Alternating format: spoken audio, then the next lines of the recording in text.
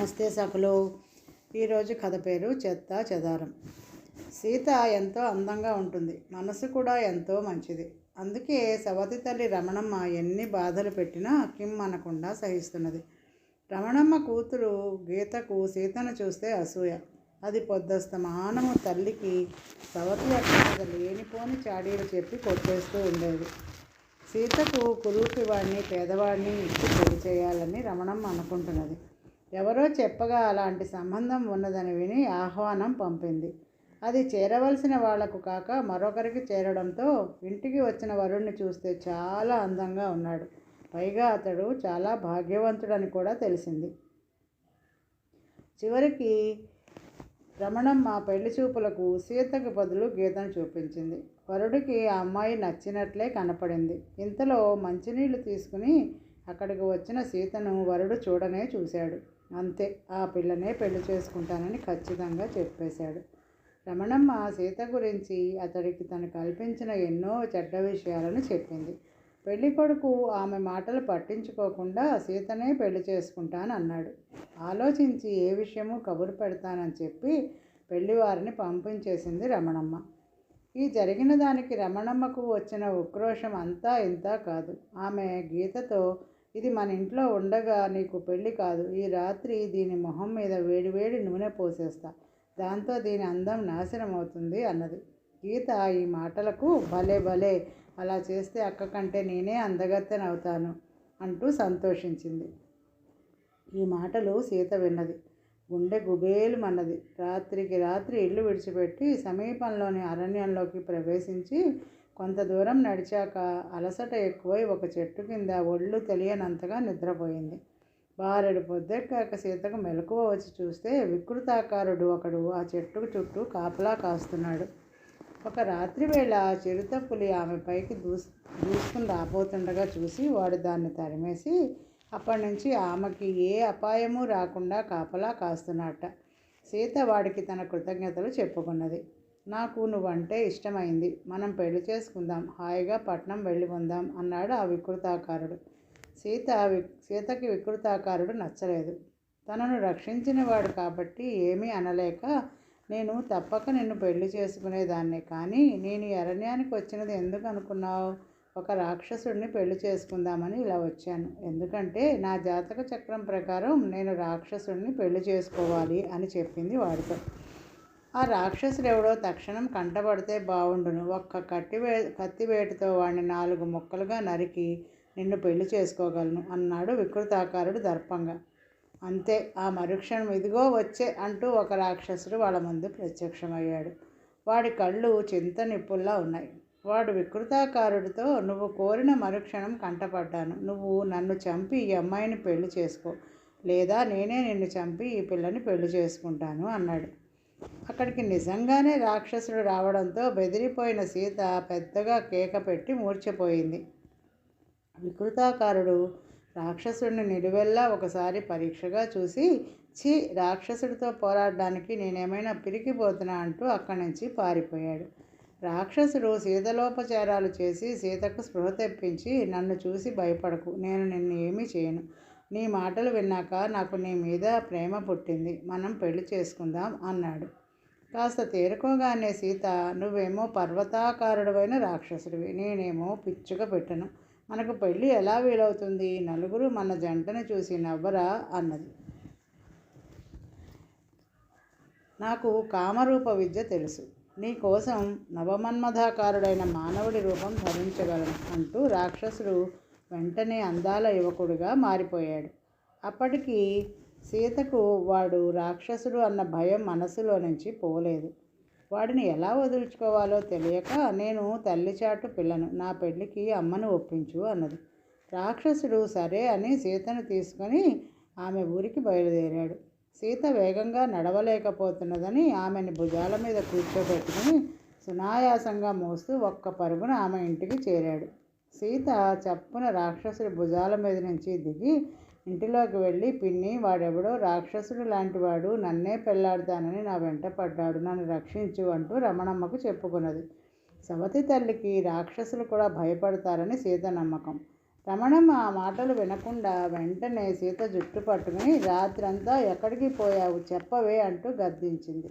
అంతలో రాక్షసుడు ఇంటిలోకి ప్రవేశించి అది చూసి, ఏయ్ ముసల్దానా, సీతను విడిచిపెట్టు, ఆ పిల్ల ఒంటి మీద ఈగ వాలినా నిన్ను ఈగను నలిపినట్టు నలిపేస్తా అన్నాడు. రమణమ్మ హడలిపోయి సీతను విడిచిపెట్టి రాక్షసుడి వంక చూసి, ఎవరు నువ్వు, నా ఇంట్లో అడుగుపెట్టి నన్నే బెదిరిస్తున్నావు అంది.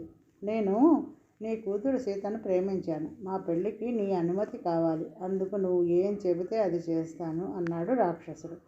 వాడు రాక్షసుడు అని తెలియకపోవడం వల్ల రమణమ్మ ఆ యువకుడి రూప సౌందర్యానికి ముగ్ధురాలై, నువ్వు నా కూతురు గీతను పెళ్లి చేసుకోరాదు, అప్పుడు నేనే నువ్వు చెప్పే మాటలు వింటాను అన్నది.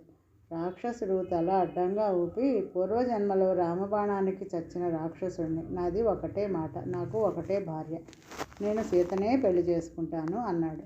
అన్నింటికీ నీ ఇష్టం కుదరదు, నేను 3 పనులు చెప్తాను, అవి చేయగలిగితే నీ పెళ్ళి నీ ఇష్ట ప్రకారం జరుగుతుంది, లేకుంటే నా ఇష్ట ప్రకారం జరుగుతుంది, సరేనా అన్నది రమణమ్మ.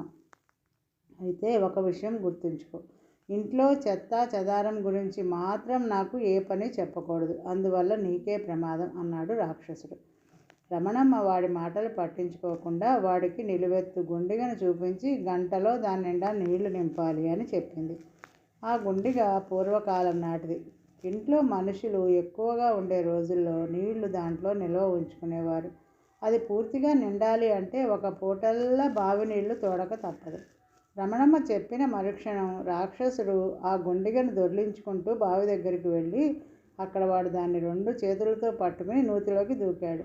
ఆ తర్వాత కొద్ది క్షణాల్లో ఆ గుండిగను భుజాల మీద మోసుకుంటూ బావి బయటకు వచ్చి దాన్ని ఒక పక్కగా పెట్టి ఇంటి లోపలికి వెళ్ళి, అత్తయ్య, నీళ్ల గుండిగను బావి పక్కనే ఉంచేదా అని అడిగాడు.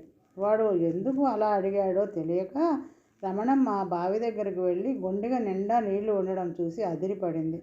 రాక్షసుడు నవ్వుతూ, నీళ్ల గుండిగను ఇంట్లో పెట్టాలి అంటే చెప్పు, అది నీ 2వ పని అవుతుంది అన్నాడు. రమణమ్మ తేరుకుని, నీ కండబలం బాగానే ఉంది, ఇక నీ బుద్ధిబలాన్ని పరీక్షించాలి, మా ఇల్లంతా చిందరవందరగా ఉంది, ఏ సామాను ఎక్కడ ఉండాలో అక్కడ ఉండేలాగా ఇల్లంతా గంటలో సర్ది పెట్టగలవా అని ప్రశ్నించింది. అదెంతసేపు, కాసేపు మీరంతా బయటికి వెళ్ళండి అన్నాడు రాక్షసుడు. అందరూ బయటికి వెళ్ళిన కొద్దిసేపటికి వాళ్లకు రాక్షసుడి నుండి పిలుపు వచ్చింది. వాళ్ళు వచ్చి చూస్తే ఇంటి స్వరూపమే మారిపోయింది. ఎన్నో బరువైన రోళ్ళు, ఇతర వస్తువులు, ఇనప పెట్టెలు, ధాన్యం బస్తాలు అటక మీదకి చేరిపోయాయి. ఇంట్లో సమయానికి అక్కడికి వచ్చే వస్తువులన్నీ చేతికి అందుబాటులో ఉన్నాయి. ఇల్లంతా తీర్చిదిద్దినట్లుగా ఉంది. రమణమ్మ రాక్షసుడి సమర్థతను మనసులో మెచ్చుకుని, మరి అయితే ఇంట్లో చెత్తా చెదారం చాలానే ఉన్నది, అలాగే ఉన్నదే మరి అని అడిగింది. ఇంత చేసావు, ఇంట్లో ఉన్న చెత్త చెదారం తీసేయలేకపోయావా, ఇదేనా నీ చాకచక్యం అంటూ రమణమ్మ రాక్షసుడిని ఎద్దేవా చేసింది. అది నీ పని, ఆ పని నాకు చెప్తే నీకే ప్రమాదమని ముందే చెప్పాను అన్నాడు రాక్షసుడు. తాటాకు చప్పుళ్లకు కుందేళ్లు బెదరవు, మా అమ్మ ఏం చెప్తే అది చేస్తానన్నావు, చేశావా, సరే సరే, లేదా ఓడిపోయానని ఒప్పుకో అన్నది గీత కోపంగా. అప్పుడు రాక్షసుడు రమణమ్మతో, ఎవరి పనులు వాళ్ళు చేసుకోవడం అన్ని విధాలా మంచిది, ఎవరో పెళ్ళికి రాక్షసుడిని ఆహ్వానించి నీకు కావాల్సిందంతా తినమంటే వచ్చిన అతిథులెవరికి విందు భోజనం మిగలకుండా తినేశాడుట, నీ పని నేను చేయడం నీకే ప్రమాదం, అయినా పర్వాలేదంటే చెప్పు, చేస్తాను అన్నాడు. ఈ ఇంట్లో ఉన్న చెత్తా చెదారానంతా బయటికి విసిరేసాయి, ఈ 3వ పని చేస్తే నువ్వు గెలిచినట్లే అన్నది రమణమ్మ మొండిగా. దానికి రాక్షసుడు తమాషాగా నవ్వి, నా దృష్టిలో ఈ ఇంట్లోని చెత్తా చెదారం నువ్వు నీ కూతురే అంటూ ఇద్దరిని చెరో చేత్తో పట్టుకుని దూరంగా విసిరేసి, సీతతో నీ విసిరిన విసురుకు వాళ్ళిద్దరూ అలా గాలిలో రివ్వుమంటిపోయి ఎక్కడో పడి ప్రాణాలు విడిచే ఉంటారు, ఒకవేళ బతికున్నా ఇక ఈ జన్మకి ఇక్కడికి రారు అన్నాడు. సీత ఆశ్చర్యంగా రాక్షసుడి వంకే చూస్తూ, నీలో వాళ్ళని చంపగల శక్తి ఉండి కూడా ముందుగా మా పిన్ని చెప్పిన పనులన్నీ ఎందుకు చేశావు అని అడిగింది.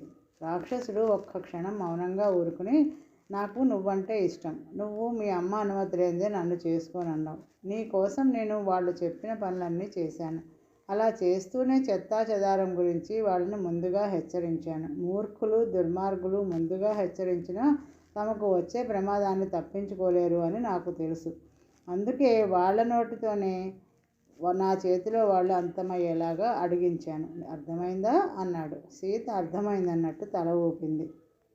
మనిషి అయి ఉండి తన ముఖం మీద మరిగే నూనె పోద్దామనుకున్న సవతి తల్లితో అన్నేళ్లు జీవించిన తను తన కోసం ఏమైనా చేయగల శక్తివంతుడైన రాక్షసుడికి భయపడడం అవివేకం అని గ్రహించిన సీత అందమైన యువకుడుగా మారిన రాక్షసుడిని నిస్సంకోచంగా పెళ్లి చేసుకుని కలకాలం సుఖంగా జీవించింది.